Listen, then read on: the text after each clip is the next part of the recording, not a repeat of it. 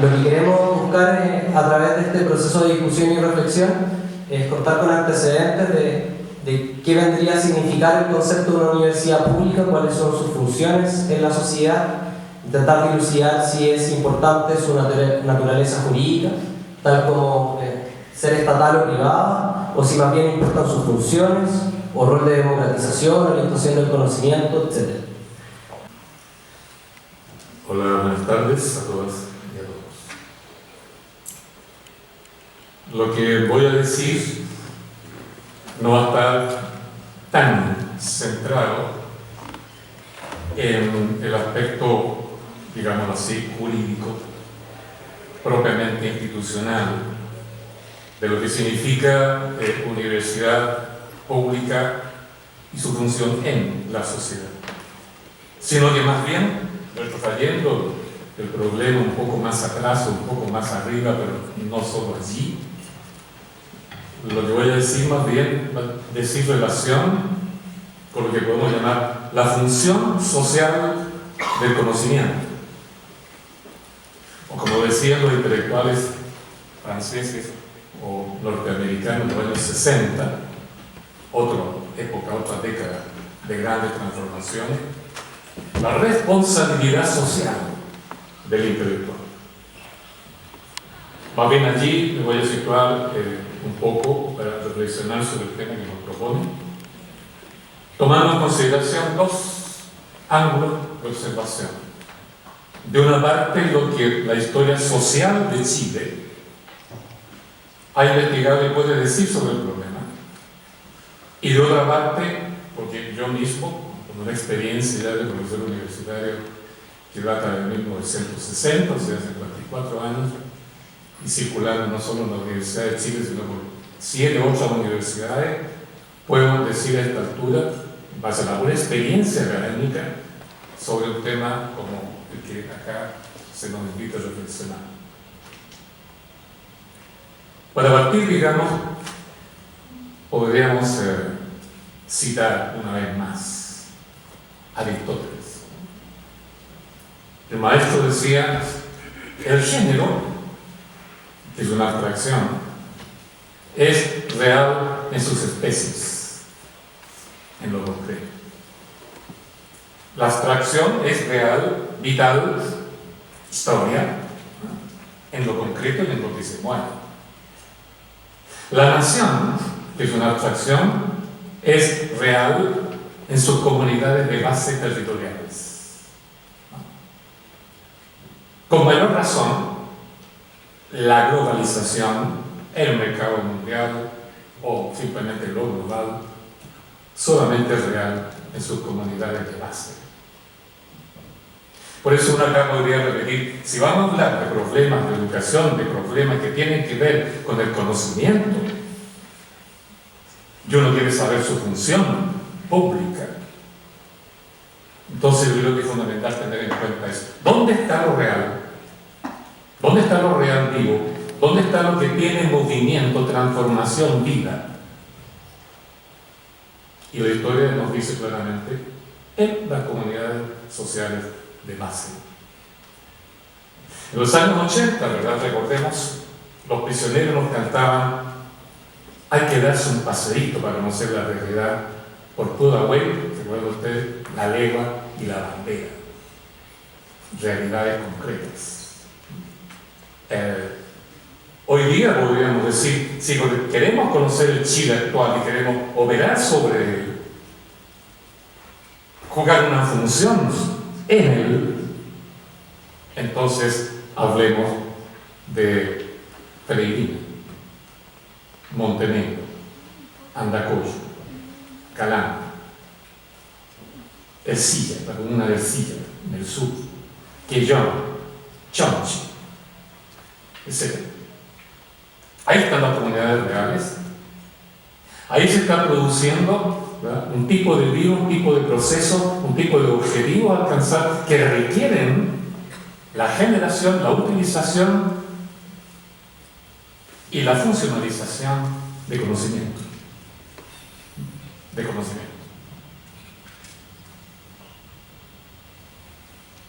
La historia de Chile ha estado observando este fenómeno siempre. La historia social, perdón, de Chile, no la tradicional.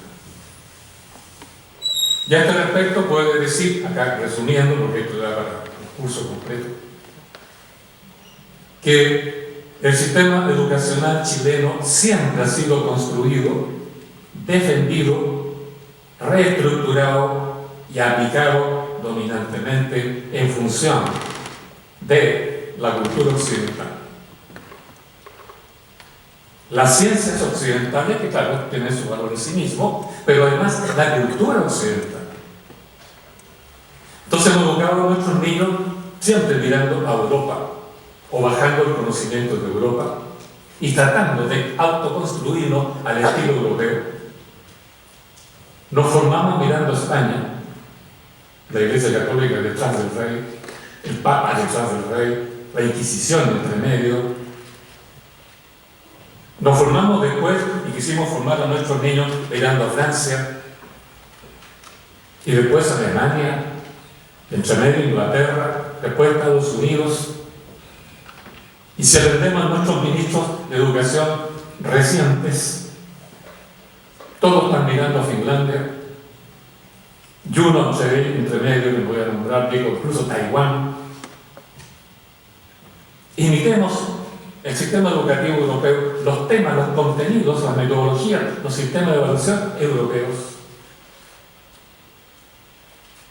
Nos hemos educado mirando hacia afuera, imitando lo de afuera. Incluso ese conocimiento, esa teoría o ideología, para transformar esta realidad. Hemos utilizado el marxismo de Marx, alemán, su versión stalinista, su versión luxemburguista, su versión china, su versión coreana, su versión cubana. Nunca se ha construido una teoría para el cambio social específicamente chilena. Y cuando se intentó, ¿no?, en los años 60, a fines de los 60, 69, 70, incluso diría yo 71, 72, vino el golpe y se borró. Es un sistema educativo y es un concepto de ciencia que se trae, que se importa, que se aplica. La letra con sangre entra. Memorice. Ha sido un hecho real.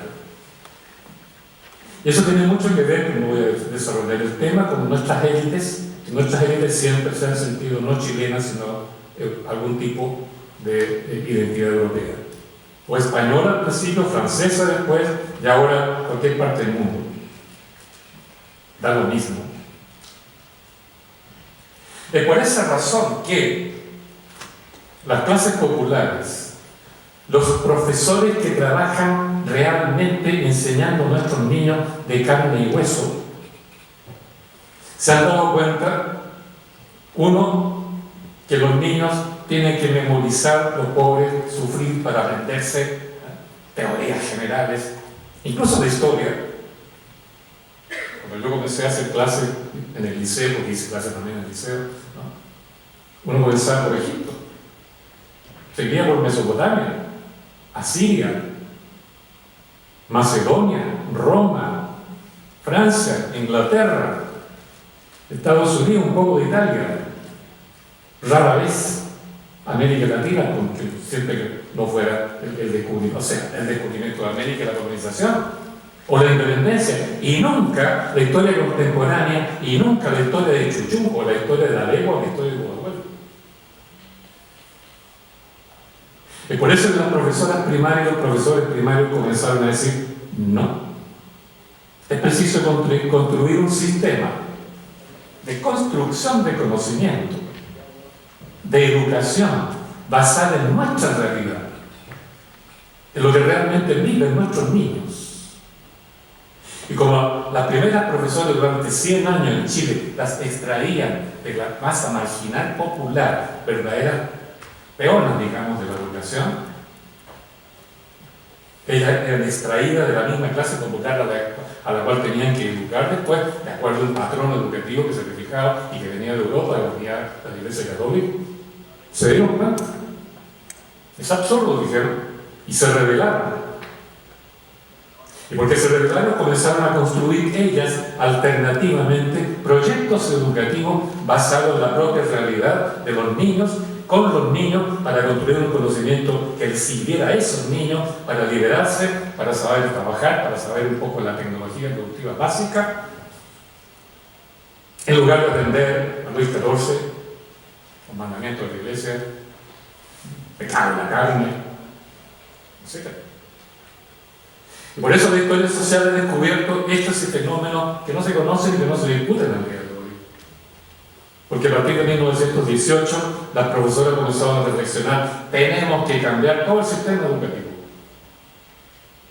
Y junto con ellas pensaron los primeros estudiantes de la fecha, que para realizar la educación se juntaron con las profesoras. Y junto con ellos pensaron los trabajadores de la Foch. Y los tres se juntaron. Dos cosas. Uno, para pensar qué educación imponer en Chile a cambio de la educación oligárquica, mercantil y extranjerizante. Y desarrollaron proyectos propios. Y la Federación Obrera de Chile, que siempre se habla de ella con la huelga, pero se habla de otros aspectos, fundó casi 40 escuelas propias, donde ella manejó el programa, contrató a los profesores y evaluó el trabajo de los alumnos y profesores. Autoeducación, dijeron. Las profesoras dijeron lo mismo, los estudiantes dijeron lo mismo. Por eso los estudiantes crearon la Universidad Popular Valentín Letelier. Es la misma idea. Y cuando Arturo Alessandri Padua, en 1919, asesorado por Darío Salas, dijo: tenemos que crear un sistema educativo basado en el control del Estado. Estado docente. ¿Qué dijeron las profesoras, los trabajadores de la FOCH, los estudiantes de la FECH y otra gente? No. Y se opusieron. Y fueron más lejos aún. Hicieron discusión en asambleas de base. Y una vez que llegaron a la conclusión de la asamblea de base, convocaron una asamblea nacional. Después los estudiantes sepan ese método. ¿Y una asamblea nacional para qué? Para ellos proponer una legislación y crear un sistema educativo a la pinta de la clase popular, de los trabajadores, los profesores y los estudiantes. ¿Y en qué estuvo basado ese proyecto que ellos crearon? No en el Estado docente, porque ellos dijeron: el Estado docente equivale a oligarquía docente. Y si es oligarquía docente, comerciantes docentes. Y si es comerciante docente, el mercado docente. No nos interesa. Entonces propusieron su apuesta: la comunidad docente. Nosotros nos autoeducamos. Porque nosotros nos conocemos en nuestra realidad y a partir de esa estamos proponiendo un proceso educativo. Y se reunieron en el año 24 en un Congreso Nacional y propusieron proyectos de ley para crear lo que llamaron Sistema Educativo de la Nueva República. Por supuesto, Alessandri los persiguió, los metió presos, los insultó y les dijo: ustedes no tienen ni un derecho incluso, a regir desde el Estado las políticas educativas. Eso es propio del gobierno, que soy yo. El Estado decide: la tarea de ustedes no es gobernar, la tarea de ustedes es educar. Váyanse al colegio y enseñen de acuerdo a los programas. Y los persiguió, etcétera, etcétera, etcétera. Toda esa generación de profesores, de trabajadores, de estudiantes, sin embargo, conservó en su memoria ese proyecto. Por eso reapareció, como que muy rápido, el año 28 se lo propusieron a Ibáñez, que dijo que sí al principio y después lo persiguió igual. En los años 30 lo propusieron a Alessandri, también no. En los años 40 insistieron. Bueno, no voy a decir en detalle eso.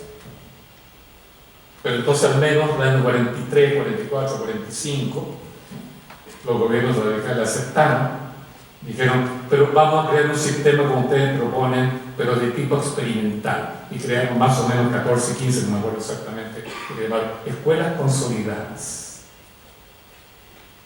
Las escuelas consolidadas era una relación profunda entre los profesores y la comunidad local. Y se formaban niños desde, digamos, kinder, por decirlo así, hasta que salían con profesión o a la universidad o a trabajar directamente al campo, donde fuera. Esas escuelas consolidadas fueron la única realización del proyecto de los profesores del año 24-25 y que tienen la memoria de profesoras que a esa altura estaban muy viejitas. Yo tuve la suerte de hacer una experiencia pedagógica inicial en una escuela consolidada. Sé lo que eso significó y hasta la fecha no tenía nunca una experiencia pedagógica equivalente a esa. Después, Iván Núñez y Lautaro Videla, en tiempo del gobierno de Salvador Allende, intentaron desde el Estado y mediante decretos del Estado, y sacando que fuera una ley del Congreso, crear algo parecido a eso que se llamó la Escuela Nacional Unificada. Golpe de Estado severo. Ese proyecto educativo que viene de abajo, que quiere construir sistema educativo, construir conocimiento en relación a la realidad local con los mismos actores locales, involucrando allí con un compromiso de responsabilidad social total al profesorado, a los que producen conocimiento, etc. Eso siempre ha sido reprimido, marginado, olvidado. Pero ha reaparecido una y otra vez porfiadamente.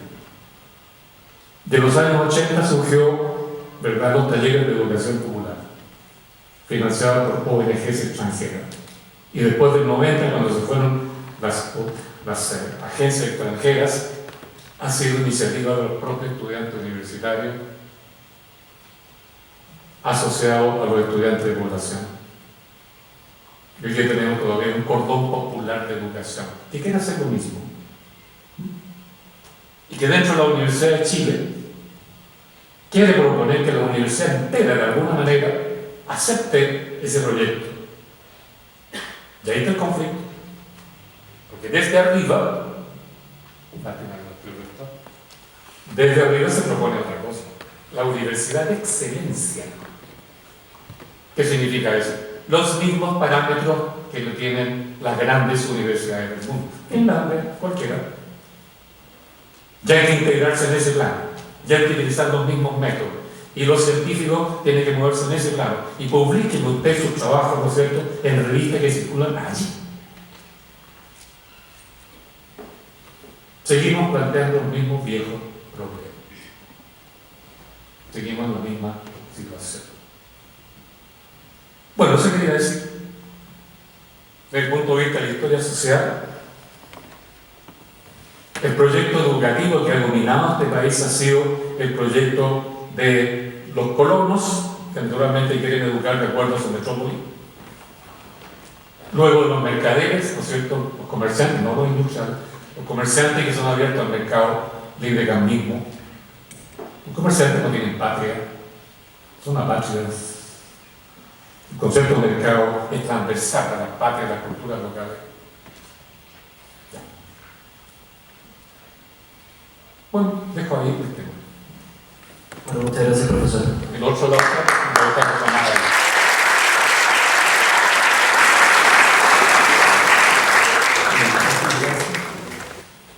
a fin de emitir alguna opinión respecto del asunto que ahora nos convoca, y sin perjuicio que hacia el final haya algún comentario de la exposición de Gabriel, me parece que sería útil formular las preguntas que, de cara al debate universitario y educativo que hoy día llevamos a cabo en Chile, deberíamos responder. La primera cuestión, entonces, que yo querría dilucidar es identificar cuáles son las preguntas acuciantes del actual debate universitario y cómo podríamos responder esas preguntas. ¿Cuáles son? Cabría entonces preguntarse las cuestiones acerca de las que ustedes y nosotros deberíamos pronunciar. Desde luego, me parece a mí la principal de todas las preguntas que hoy día circulan en la esfera pública en torno a la cuestión universitaria es la relativa a la definición de universidad pública. Y la cuestión que aquí cabría responder, me parece a mí, es si acaso la expresión universidad estatal resulta o no sinónima de universidad pública. Esta es una primera cuestión. ¿Será posible concebir la existencia de una universidad genuinamente pública que sin embargo no pertenezca al Estado? ¿O en cambio solo podrán reclamar para sí la condición de pública las universidades estatales? Me parece que esta es una primera cuestión que está en el centro del debate en Chile y que se ha manejado hasta ahora con una ambigüedad inexplicable. Porque si uno atiende al debate político, ¿verdad?, se proclama con énfasis y con entusiasmo que hay que mejorar, promover la educación pública, aunque se mantiene en la incógnita qué exactamente se entiende por educación pública. Y hay quienes entienden que cuando el gobierno proclama la necesidad de fortalecer la educación pública, algunos entienden que está proclamando la necesidad de fortalecer las instituciones estatales. Y otros, el rector de la Católica, por ejemplo, entiende que no, que hay universidades no estatales, pero que sin embargo son públicas como la suya, y entonces cree también ser favorecido por los objetivos que el programa de gobierno proclama y contempla. Esta es la primera cuestión. ¿En qué consiste una universidad pública? La segunda pregunta que yo formularía, y me parece que es de interés urgente en el debate público hoy día en Chile, es si acaso las universidades deben ser tratadas de la misma manera por parte del Estado, o si hay razones para tratarlas de manera diferente, y en este último caso, ¿cuáles serían los criterios para diferenciar entre ellas? Esta es la segunda. ¿Habría que tratar distinto a la Universidad Católica que a la Universidad de Chile? ¿Y por qué? Y luego la tercera pregunta, que me parece a mí también urgente en Chile, es la relativa a cuál deba ser el mejor marco regulatorio de la educación superior en Chile. ¿Cómo deberíamos regular la existencia de las universidades? ¿En base a qué criterios deberíamos evaluarla? ¿Qué controles deberíamos imponer sobre las universidades de toda índole, etcétera? Esta es la tercera cuestión. Entonces, ¿cuál es el concepto de universidad pública que deberíamos manejar? Esa es la primera cuestión. Si acaso todas las universidades deben ser tratadas igual desde el punto de vista del Estado, o si hay razones para diferenciar entre ellas, y qué razones serían esas. Y en tercer lugar, el tema del marco regulatorio, y en ese orden quiero entonces poner mi opinión lo más claramente posible, porque me interesa que podamos discutirla. Frente a la pregunta, ¿es verdad que universidad pública es una expresión coincidente con universidad estatal? A mí me parece que no es verdad. Y que no es cierto que solo las universidades estatales puedan reivindicar para sí el carácter público. Esta es la primera. Y quiero explicar por qué pienso que esto es así. De la manera que corresponde a la universidad, o sea, dando razones, ofreciendo razones para apoyar mi afirmación. Si ustedes revisan la literatura, encuentran que la expresión público, lo público, tiene en la literatura al menos tres significados. Fíjense. En la literatura económica se denomina bien público a un bien que tiene externalidades, es decir, que produce beneficios indiscriminados a las personas sin que estas personas deban pagar para beneficiarse de ese bien. Se llama bien público en economía, en consecuencia un bien donde el costo inducido por un consumidor adicional es igual a cero y donde resulta muy costoso excluir a alguien del disfrute de ese bien. El ejemplo característico que en toda la literatura económica desde Marshall en adelante se da de bien público es la información o la investigación científica. Cuando usted produce información o establece investigación científica, usted beneficia a todas las personas, tanto aquellos que pagaron por el bien como aquellos que no pagaron por ese bien. Y en razón de esto, entonces, la literatura económica unánimemente sugiere que las sociedades debieran financiar la producción de bienes públicos.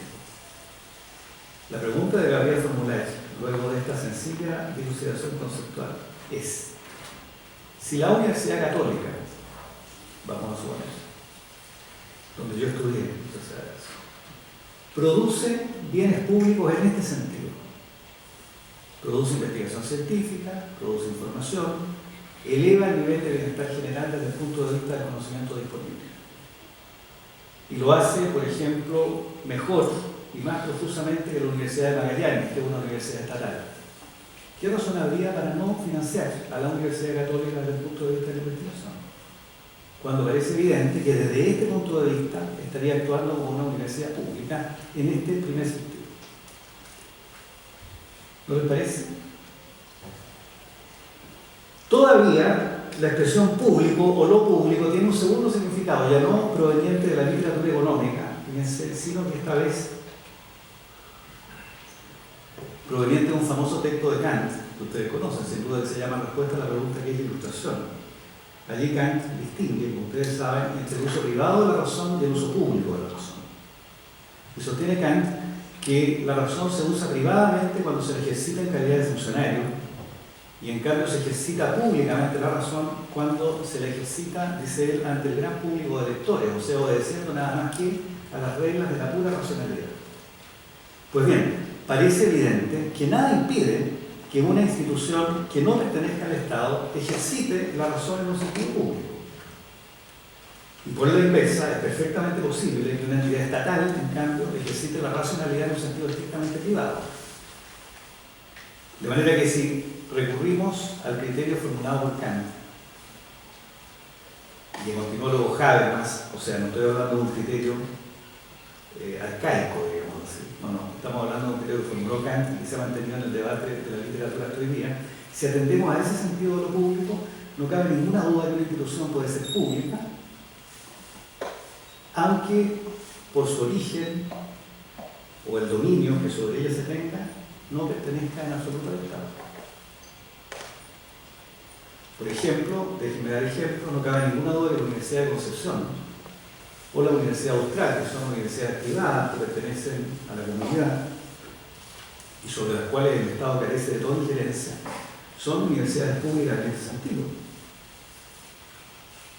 No cabe ninguna duda que los académicos y los estudiantes de la Universidad Austral o la Universidad de Concepción hacen el esfuerzo sincero y honesto de ejercitar públicamente la razón. No veo cómo uno pudiera negarle el derecho a llamarse pública bajo esa segunda dimensión también. En cambio, una universidad estatal, para hacer nada más el contraste, no digo que exista, pero podría existir una universidad estatal capturada por un grupo de fanáticos, profesores o estudiantes que impide el diálogo racional en sus aulas. Y en ese caso, esa universidad estaría ejerciendo o haciendo un uso privado de la razón y no un uso público, a pesar de ser estatal. De manera que llevamos ya dos sentidos de la expresión público que son perfectamente aplicables a entidades no estatales. Todavía hay un tercer sentido, fíjense, de la expresión público que me parece que también resulta de interés y es el siguiente. Este tercer sentido llama público a aquellas entidades, digámoslo así, que cumplen funciones emancipadoras de la totalidad social. Fue lo que ocurrió con la universidad moderna, lo que hoy día conocemos como universidad, como bien sabe Gabriel. No tiene más de 200 años. No tiene nada que ver con la Universidad de Bolonia o la Universidad de París, que era una universidad medieval. La universidad moderna, cuyo paradigma es la Universidad Humboldtiana o la Universidad Napoleónica, de comienzo del XIX finalmente, nace con fines emancipatorios, es decir, se trata de instituciones culturales que se elaboran y se esgrimen para liberar al sujeto colectivo que es la nación, para contribuir a que la nación se emancipe en la historia. Este es el mandato de la Universidad Moderna. Si ustedes leen el brillante discurso de instalación de la Universidad de Chile que hizo Andrés Bello, advertirán exactamente este propósito. La Universidad de Chile es una universidad moderna en ese sentido, en el sentido que se concibió a sí misma como una entidad que ejercitaba las virtudes de la ilustración para contribuir a que un sujeto liberal colectivo, que es la nación, pudiese liberarse en el gigantesco tránsito de la historia. Pues bien, a mí me parece que este es el único sentido que todavía persiste y que puede ser esgrimido para identificar a la universidad estatal con la universidad pública. Aunque me parece a mí, pero esto podemos discutirlo luego, que en los tiempos que corren de radical multiculturalismo y donde no es la construcción de la nación como una entidad homogénea, sino más bien la expresión de las diversidades locales, lo que impera, concebir a una universidad pública como un ente que ilustra al sujeto nacional para liberarse en el gran camino de la historia, ese sí que a mí me parece un empeño. En consecuencia, a mí no me parece que haya buenas razones para, y con esto termino de responder la primera pregunta, no me parece, digo, que haya buenas razones para restringir el carácter público de una universidad solamente a las universidades estatales, y también creo que no basta que una universidad sea estatal para que sea pública.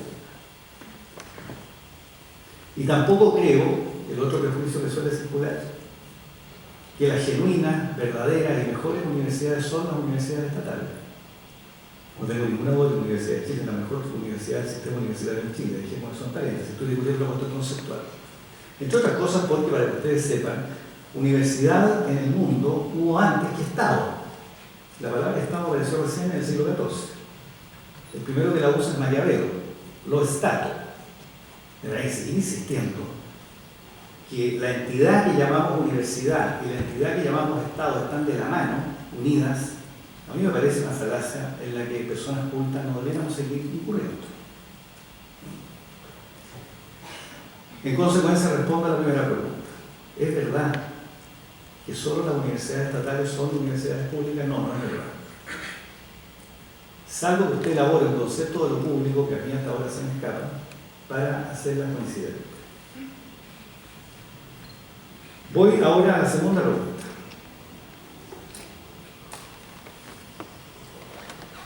Deben ser tratadas igual todas las universidades. Supongamos que convinimos, nos ponemos de acuerdo, que todas las universidades en algún sentido tienen, conceptualmente, ya veremos la tosca y sucia realidad, pero conceptualmente, tienen una dimensión pública, sea porque investigan, sea porque ejercitan racionalmente el diálogo y la persuasión, sea porque creen incluso en el ideal emancipatorio que era propio de la universidad moderna. Y supongamos en consecuencia que, voy a decir una exageración, la Universidad Católica, la Universidad Austral, la Universidad de Concepción y la Universidad de Chile son todas públicas en alguna dimensión. ¿Habremos de tratarlas igual a todas estas universidades en consecuencia?